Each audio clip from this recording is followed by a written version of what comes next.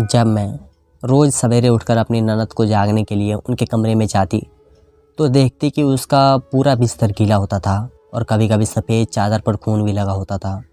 पास में ही एक तेल की शीशी रखी हुई थी। आखिर रात को वह अपने कमरे में ऐसा क्या करती थी? इसी बात का पता लगाने के लिए मैं उनके कमरे में छुप कर बैठ गई थी। फिर जो मैंने देखा उसे देखकर तो मेरी रूह कांप उठी।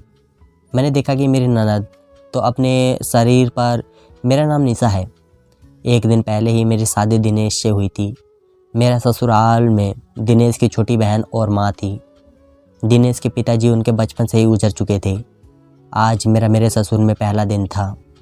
मेरी सास ने मुझे सवेरे उठने के बाद कहा कि बहू, आज कुछ मीठा बना लेना। आज तुम्हारे ससुराल में पहला दिन है और हमारे यहाँ रीति रिवाज रहती है कि नई नवेली बहू से पहले रसोई घर की पूजा करवाई जाती है और उसके बाद कुछ मीठा बनवाया जाता है। मेरी एक दिक्कत थी कि वह मुझे कुछ भी बनाना नहीं आता था। दरअसल मैं अपने माता पिता की इकलौती संतान थी और पढ़ाई की वजह से अक्सर मैं बाहर ही रहा करती थी और कभी कभार घर आती थी तो मेरी माँ मुझे कोई काम नहीं करने देती थी। हर समय कहती थी कि तुम पढ़ाई करो, घर के कामकाज तो मैं खुद कर लूँगी। इसी वजह से मैं कभी कामकाज नहीं सीख पाई थी। लेकिन शादी से पहले मेरे पिताजी ने दिनेश के साथ यह बात पक्की कर ली थी कि हमारी बेटी निशा को ज़्यादा घर का कामकाज नहीं आता, लेकिन हाँ, धीरे धीरे वह सीख जाएगी। तभी दिनेश ने इस बात के लिए हमें आपत्ति नहीं दिखाई और वह कहने लगा कि मेरी माँ और छोटी बहन बहुत ही अच्छे हैं, वह निशा को सब कुछ सिखा देंगे। तभी मुझे मेरी सास की बातों से अचंभा हुआ कि उन्होंने शायद दिनेश ने कुछ नहीं बताया कि मुझे मीठे में कुछ नहीं बनाना आता है। तभी वह यह बोल रही थी कि मुझे कुछ मीठा बनाना है। फिर मैं कमरे में गई और दिनेश से बोली कि क्या अपने माँ बाप को कुछ नहीं बताया? मुझे तो रसोई घर में कुछ भी नहीं बनाना आता। तभी दिनेश ने कहा कि मैं भूल गया था, चलो अभी मेरे साथ। फिर दिनेश ने मेरे साथ नीचे मेरी सास के पास आए और वह सास से कहने लगे कि दरअसल पढ़ाई लिखाई की वजह से निशा कभी भी घर का काम नहीं सीख पाई, इसलिए माँ आपको इसे सिखाना होगा। मेरे सास बहुत ही अच्छी थी, इसलिए उन्होंने कुछ भी नहीं कहा और वह बोली कि बेटी कोई बात नहीं, मैं तुमसे सब कुछ बनाना सिखा दूँगी। चलो आज हम दोनों हलवा बनाते हैं। मेरी सास की इतनी प्यार भरी बात सुनकर मेरे दिल को बहुत शांति मिली और मैंने जो सोचा था वही हुआ था, क्योंकि मैंने शादी से पहले अपनी सास को अपने माँ का ही रूप देखना चाहा और वही मुझे देखने को मिला। दरअसल मेरी और दिनेश की लव मैरिज हुई थी। पढ़ाई के दौरान हम दोनों को एक दूसरे से प्यार हो गया और हम दोनों के ही ख़ानदान अच्छे और अमीर होने की वजह से किसी को कोई आपत्ति नहीं हुई थी और हम दोनों की शादी हो गई। खैर मैं मेरी सास के साथ रसोई घर में चली गई और कुछ मीठा बनाने की तैयारी करने लगी। तभी मेरी सास जैसे तैसे करके बताती मैंने हलवा तैयार कर लिया और सब लोगों का मुंह मीठा करवाया। तभी मेरी ननद को हलवा खाते ही कहा कि यह हलवा भाभी आपने बनाया है। तभी मैंने गर्दन हिलाते हुए कहा कि नहीं बनाया, तो मैंने कहा मैंने है, मेरी माँ ने सिखाया है। तभी वह बोलने लगी कि क्या आपको हलवा भी बनाना नहीं आता? और वह इतना कहकर अपना मुंह गुस्से में लाल करते हुए अपने कमरे में चली गई। मेरी ननद का नाम रेखा है। रेखा अभी उम्र में केवल 16 साल की थी, लेकिन उनकी बातें और उनका गुस्सा तो मानो 20 साल के बड़े लोगों के जैसा था। तभी मेरी सास बोली कि तुम बुरा मत मानना बहू, इसकी तो आदत है, यह हमेशा छोटी छोटी बातों पर गुस्सा लेती है। मैंने रेखा की बात का बुरा तो नहीं माना, लेकिन मेरे मन में एक ख्याल आया मेरी ननद के साथ मेरी कैसी बनेगी, क्योंकि पहले ही दिन उन्होंने मेरे साथ ऐसा व्यवहार जो कर लिया था। फिर दिनेश ने कहा कि तुम भी बैठकर हलवा खाओ। तभी मैंने कहा कि नहीं, पहले आप दोनों खा लीजिए और मैं बाद में रेखा को खिलाकर फिर खा लूँगी। तभी दिनेश कहने लगे कि वह नहीं खाएगी और ज़्यादा मिन्नतें करने की ज़रूरत नहीं है, उसे भूख लगेगी तो वह खा लेगी। खैर मैं उन लोगों को हलवा खिलाकर अपने कमरे में चली गई। थोड़ी ही देर बाद मेरी सहेली का फ़ोन आता है और वह मुझसे कहती है कि हम लोग तुम्हारे ही शहर में आए हुए हैं, क्या हम तुमसे मिल सकते हैं? तभी मैंने उनसे कहा कि पहले मैं अपने सास से परमिशन लूँगी, उसके बाद ही मैं तुम्हें बता पाऊँगी। फिर मैं अपनी सास के कमरे में जाकर उनसे कहने लगी कि मेरी कुछ सहेलियां हमारे शहर में आई हुई हैं। दरअसल वह मेरी शादी में नहीं आ पाई थी क्योंकि उन्हें कुछ ज़रूरी काम हो गया था, इस वजह से वह मुझसे मिलना चाहती है। तभी मेरी सास कहने लगी कि इसमें कौन सी बड़ी बात है बेटा, उन लोगों को घर पर ही बुला लो। तभी मैंने मेरी सास से कहा कि वह अपने परिवार वालों के साथ है, इसलिए घर पर नहीं आ सकती। अगर आप मुझे इजाज़त दे तो मैं शहर में ही जाकर उनसे मिल आऊँ। तभी मेरी सास ने कहा कि हाँ ठीक है बेटा, गाड़ी और ड्राइवर को लेकर जाओ और ध्यान से जाना। फिर मैं बहुत खुश हो गई और ड्राइवर के साथ अपनी सहेली के पास चलने के लगी। वहाँ पर कुछ देर बातें करने के बाद और खाने पीने के बाद मैं घर वापस आ गई। लेकिन जैसे ही मैंने घर पर आकर देखा तो मेरी ननद मेरी सास से कह रही थी कि भाभी को इतनी छुट्टी देने की कोई ज़रूरत नहीं है। जब सर पर बैठ जाएंगी तो तुम कैसे संभाल पाओगी, और वैसे भी भैया तो अभी उनके चमचे बड़े पड़े हुए हैं। देखो माँ, अभी भी टाइम है, भाभी की हर बात मानना सही नहीं है। उन्हें डरा धमका कर रखो और अपने पैरों के जूते के नीचे रखो ताकि आगे चलकर आपको कोई परेशानी ना हो। अगर इनके साथ छूट दे रखी और उसे कुछ नहीं कहा तो वह आपको अपने पैर नीचे दबा लेगी, यह आपको खबर नहीं पड़ेगी। मेरी ननद को ऐसी बातें सुनकर तो मेरा रूह कांप उठ गई थी। मुझे बिल्कुल भी समझ नहीं आ रहा था कि इतनी छोटी उम्र की लड़की इतनी बड़ी बड़ी बातें कैसे कर सकती है, और वह भी इतनी घटिया बातें। मैंने अपनी ननद के रूप में अपनी बहन को देखना चाहा, लेकिन मेरी ननद तो कुछ और ही निकली। उनकी ऐसी बातें मुझे अंदर से झकझोर करके रखा करती थी। मेरे मन में डर पैदा हो गया कि कहीं मेरी ननद मेरी और मेरी सास का रिश्ता ख़राब ना कर दे। मैं अपने ससुराल वालों को साथ हंसी खुशी अपना जीवन बिताने की सोच रही थी, लेकिन मेरी ननद ने तो शायद कुछ और ही सोच रखा था। खैर, मैंने माँ को विचार किया, जो भी हो इनके कहने से क्या जाता है, मैंने अपनी गलती नहीं करूँगी और हमेशा अपनी सास और अपने पति का दिल जीतने की कोशिश करूँगी। ऐसा सोचकर मैं अंदर चली गई। मुझे देखकर मेरी ननद रेखा चुप हो गई और कोई बात नहीं करने लगी थी। उनकी वह सारी बातें मेरे माँ को बहुत ही दुख कर रही थी। मेरे समझ में नहीं आ रहा था कि रेखा को मुझसे क्या प्रॉब्लम है। मैंने तो उन्हें कभी भी शादी से पहले नहीं देखा था और ना ही शादी के बाद कभी उन्हें कुछ कहा। फिर भी मैं उन्हें क्यों नहीं अच्छी लगती। मैं हर समय रेखा को देखभाल करती, उनकी हर बात मानती और सब कुछ उनकी पसंद के करने की कोशिश करती थी, लेकिन फिर भी रेखा को मैं फूटी आंख नहीं पाती थी। मुझे तो समझ में नहीं आ रहा था कि मुझसे गलती क्या हो गई। आज मैं अपने पहले मैं कभी भी किसी के आगे नहीं झुकी थी, लेकिन अपने पति के मान सम्मान और अपने माता पिता की इज्जत के लिए मैंने अपनी ननद को सारी कड़वे बातें सहन करनी पड़ रही थी। पर मैं वो कड़वे घूंट पीकर अपने काम में लग गई थी। मेरी ननद का व्यवहार तो सबकी समझ में आ रहा था, सबकी समझ से बाहर था। हर समय वह गुस्से में रहती और हमेशा अपनी छोटी छोटी बातों को मनवाने के लिए बच्चों की तरह जिद करने लग जाती। मेरी सास और दिनेश उसकी हर बात मानते थे। उन लोगों के बस में कुछ नहीं था। वह लोग चाह कर भी उसे कुछ नहीं कह पाते थे। जब भी अगर उसे कुछ कहते तो वह आत्महत्या करने की धमकी देने लग जाती, जिसके डर से मेरे पति और सास ने उसकी हर बात माननी अपनी आदत बना ली।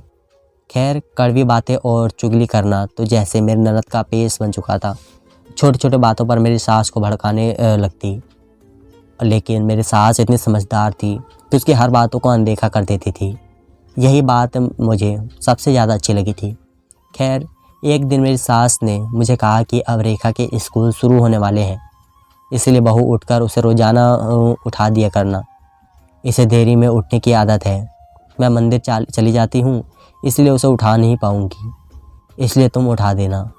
मेरे सासू माँ ने कहा कि ठीक है, मैं उठा दूँगी, लेकिन मेरे मन में डर था कि अगर मैं उठाने गई तो वह मेरे ऊपर ही भड़क उठी तो मैं क्या कहूँगी, और वैसे भी घर में कोई नहीं होगा जिससे मैं कह सकूँगी। खैर, जैसे तैसे मैं ये करने के लिए राज़ी हो गई। दूसरे दिन सवेरे मैंने उठकर चाय बना दी और अपनी ननद को उठाने के लिए उनके कमरे में चली गई।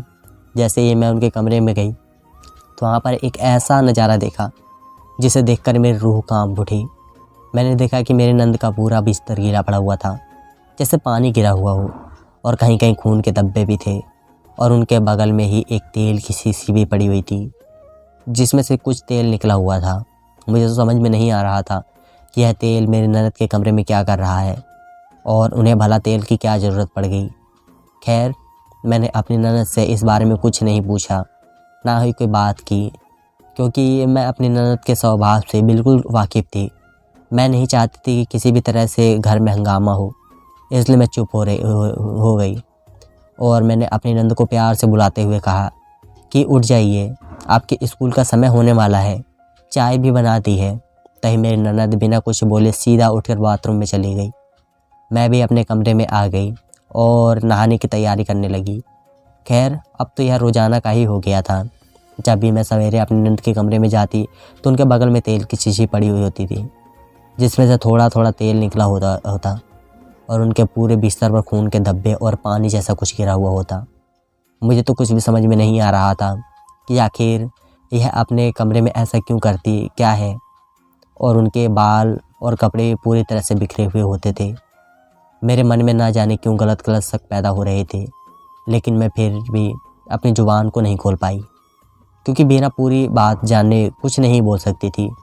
खैर, मैं तो आगे सोचने लगी और मैं कही रेखा कुछ गलत तो नहीं कर रही है, लेकिन रेखा के सामने यह बात कौन रखे, उन्हें पूछे कौन, क्योंकि उनका जो स्वभाव था वह तो एक ही दिन चीरने वाला ही था।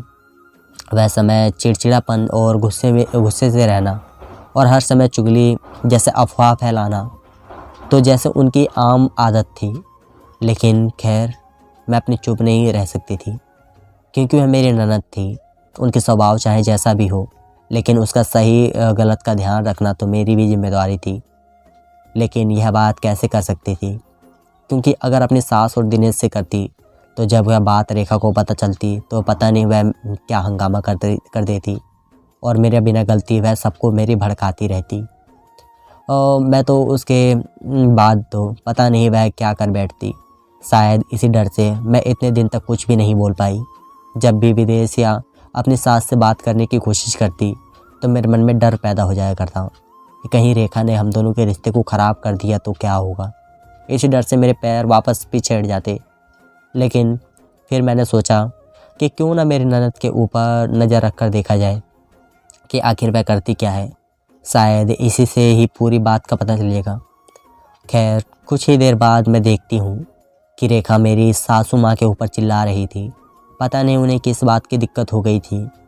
शायद उन्हें कोई चीज़ पसंद नहीं आई जिसकी वजह से वह मेरी सास पर चिल्लाई जा रही थी।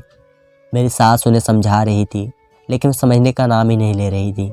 लेकिन मैं कुछ भी नहीं बोली क्योंकि मैं नहीं चाहती थी कि मेरी वजह से यह झगड़ा और बढ़े, क्योंकि मैं चुपचाप दूर खड़ी देखती रही। लेकिन आज मुझे एक जवाब दिनेश से लेना ही था, इसलिए मैं शाम को दिनेश का ऑफिस से आने का इंतज़ार करने लगी।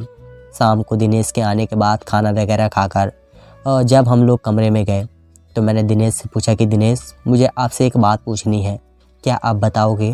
तभी दिनेश ने कहा कि हाँ, क्यों नहीं बताऊँगा। तभी मैंने कहा कि रेखा ऐसे स्वभाव की क्यों है? वह हर समय चिड़चिड़ापन स्वभाव में रहती है, गुस्सा तो उनके जैसे नाक पर ही रहता है और वह तो माँ जी को भी नहीं बसती। आखिर आप लोग उन्हें कुछ कहते क्यों नहीं? तभी दिनेश ने कहा कि अब तुम्हें और क्या बताऊं, पिताजी की है लाडली थी। पिताजी इसको बहुत प्यार करते थे, यहाँ तक कि मुझसे भी ज़्यादा पिताजी ने रेखा के लिए पिताजी कुछ भी करने के तैयार थे।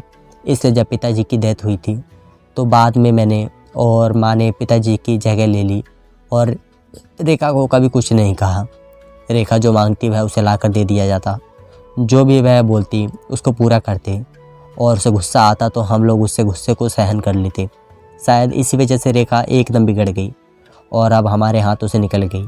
शायद इसके पीछे कहीं ना कहीं मैं और माँ ही दोषी थे, क्योंकि हम लोग ने ही इसे सर पर चढ़ा लिया था।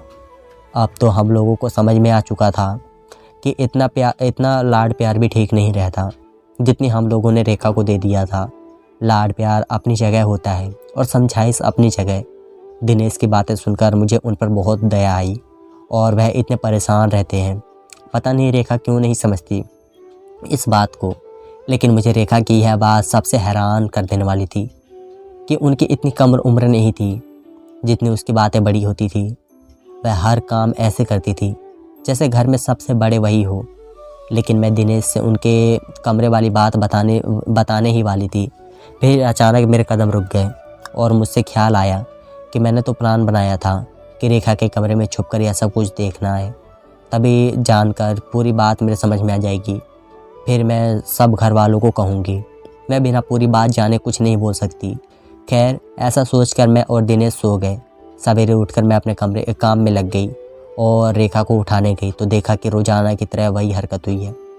खैर, मैंने रेखा को जगा दिया और खुद नहाने चली गई। लेकिन मेरे दिमाग में पूरा दिन यही बात दौड़ती कि आखिर पता नहीं रेखा के कमरे में होता क्या है। कहीं अपनी ज़िद की वजह से और गुस्से की वजह से कोई गलत कामों में तो नहीं फंस गई। मगर ऐसा हुआ तो मेरे पति और मेरी सास खुद को कहीं माफ़ नहीं कर पाएंगे। इसी के डर से मेरा मन घबराया जा रहा था। और खैर, मेरा बहुत मन था कि मैं रेखा को सब कुछ समझाऊं, लेकिन रेखा तो मुझसे बात करने का तैयार नहीं थी। तो समझाना तो दूर, अब तो मेरा किसी भी काम में मन नहीं लगता था। दिन भर यही सोचती थी कि पता नहीं रेखा किन विचारों को ख्यालात वाली लड़की है। मैंने आज से पहले अपनी ज़िद्दी लड़की कभी नहीं देखा था जो अपनी माँ के ऊपर भी चिल्लाने लगे, लेकिन यह सब तो रेखा में था। फिर मैंने सोचा कि आज रात को मैं रेखा के कमरे में छुपकर देखूंगी कि क्या बात हुआ है। लेकिन फिर मैंने माँ को कहा कि मैं दिनेश से क्या बोलूँगी।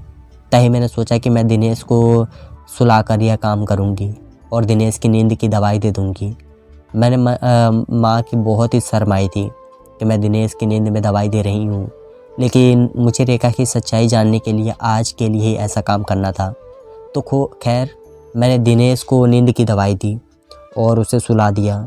दरअसल रेखा बाहर आंगन में देर रात तक पढ़ाई करती थी, क्योंकि उसका कमरा सड़क के बिल्कुल पास लगता था, जिसकी वजह से सड़क का शोरगुल उसके कमरे में आता रहता था, जिस वजह से वह पढ़ाई नहीं कर पाती थी। तो देर रात तक आंगन में ही रहती। इसी चीज़ का मेरा फ़ायदा उठाया। जब दिनेश पूरी तरह से सो गए तो मैं धीरे से रेखा के कमरे में जाकर छुप कर बैठ गई। जब 11 बजे का समय हुआ तो रेखा पढ़ाई करके अपने कमरे में चली गई और वह पूरी तरह थकी हुई सी लग रही थी। उसने पानी पिया और पानी पीते रेखा सो गई। अब तो मुझे समझ में नहीं आ रहा था कि रेखा यह सब कब करती है कि उसके बेड पर ऐसे पानी और खून के छींटे आते हैं। तभी मैंने सोचा कि रेखा तो सो गई है, इसने तो कुछ भी नहीं किया।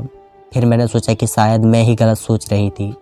खैर, मैं यही सोचने लगी कि जब रेखा गहरी नींद में सो जाएगी तो मैं धीरे से इसके कमरे से बाहर चली गई, क्योंकि जो प्लान बनाकर मैं इनके कमरे में बैठी थी कि रेखा यह क्या करती है वह देखा जाए, लेकिन रेखा ने तो ऐसा कुछ भी नहीं किया।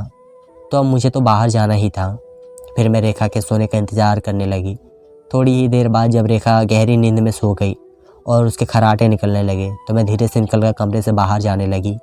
तभी मुझे उनके कमरे में खुलने की आवाज़ आती है।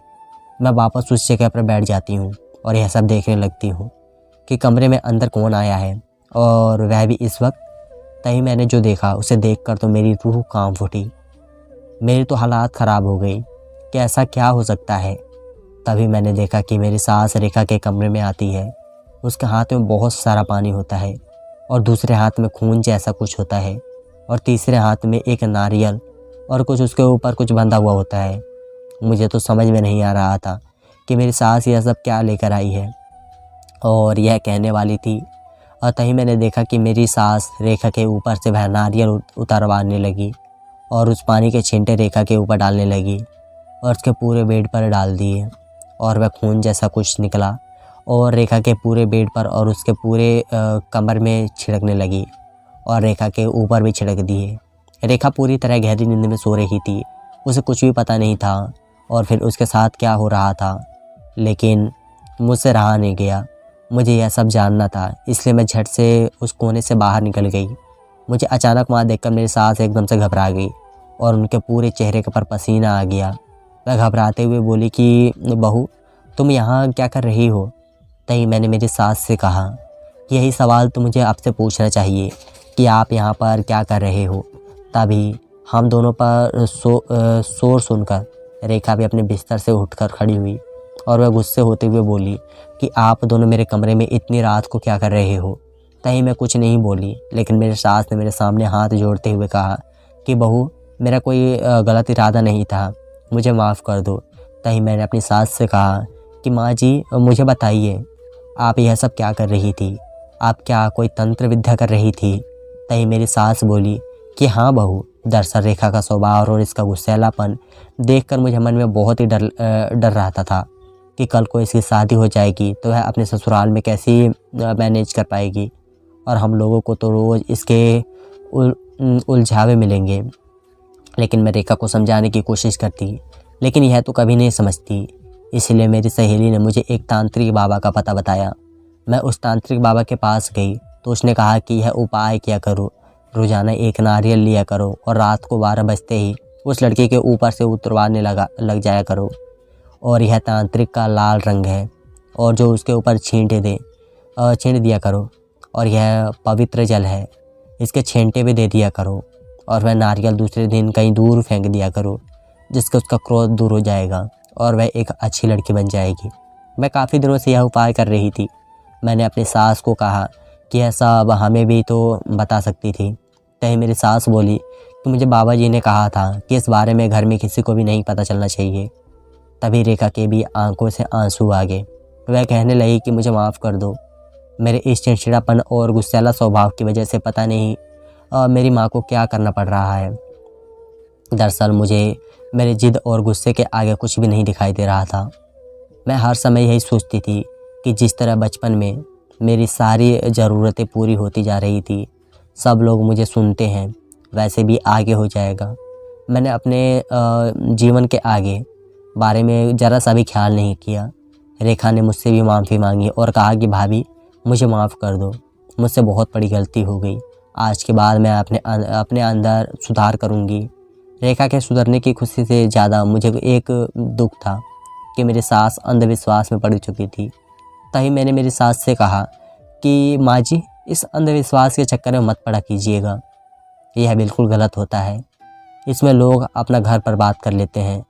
तभी मेरी सास ने कहा कि बेटा, दुख के अंदर इंसान पता नहीं क्या क्या कर जाता है। और यही सब देखकर मैं भी बाबा जी के कहने पर उपाय करने का मजबूर हो गई। खैर, अब तो सब ठीक हो गया। हम तीनों एक दूसरे के गले मिले।